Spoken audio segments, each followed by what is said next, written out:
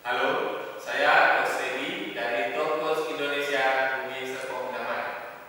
Kali ini saya melanjutkan sesi sebelumnya di mana tahapan yang keempat adalah bisnis autopilot. Apa yang disebut dengan bisnis autopilot ini? Bisnis autopilot adalah jika bisnis yang kita lakukan itu bisa berjalan sendirinya, bisa berjalan tanpa kehadiran kita. Jadi pemilik bisnis bisa melakukan kontrol ataupun monitoring bisnisnya tidak harus ada di tempat. Tapi bisnis ini tetap bisa berjalan, bahkan bisnis ini bisa berkembang. Sebelum bisnis autopilot ini dilakukan, maka kita bisa memastikan tahapan pertama, tahapan kedua, dan tahapan ketiga sudah berjalan dengan benar.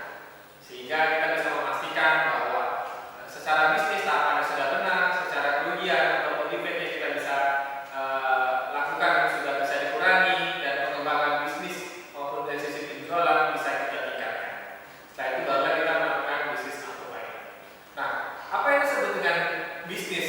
Sebelum kita melakukan autopilot, kita bisa memastikan bahwa bisnis itu kita definisikan dengan benar di dalam diri kita.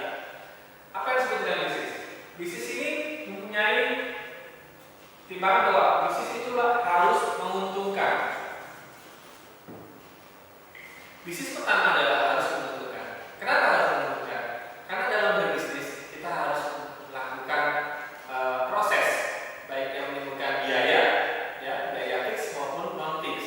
Dan juga bisnis kita ini punya planning untuk jangka panjang, sehingga biaya kita perlukan jangka panjang. Jika bisnis tidak menguntungkan, saat ini bisnis kita belum untung, berarti kita belum bisa menunjukkan dengan bisnis. Dan bisnis ini harus menunjukkan dulu sehingga kita bisa melakukan bisnis ini dalam jangka waktu yang panjang.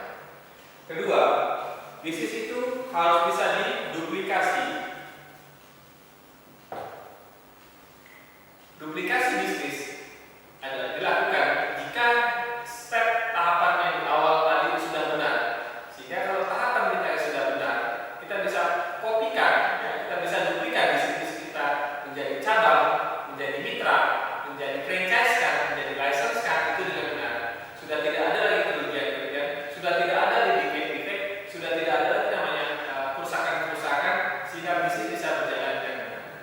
Penduplikasian inilah salah satu cara untuk bisa lebih mengembangkan dan meningkatkan bisnis kita secara signifikan. Berikutnya, yang ketiga, bisnis harus mempunyai manajemen.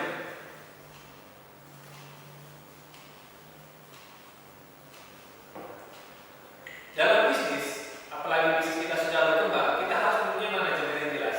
Kita harus mempunyai struktur organisasi yang jelas. Kita harus mempunyai fungsi-fungsi yang jelas. Kita harus mempunyai tanggung jawab yang jelas dalam berbisnis.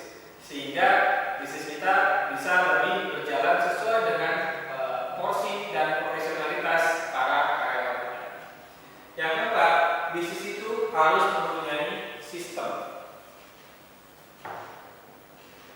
Sistem di sini adalah semua proses dalam berbisnis, baik secara operasional, aturan, kebijakan, itu sudah terdokumentasikan dan sudah dibukukan, sudah diatur, sehingga siapapun orang yang ada di dalam bisnis kita harus mengikuti proses yang ada, harus mengikuti mekanisme yang ada, harus mengikuti sistem yang ada.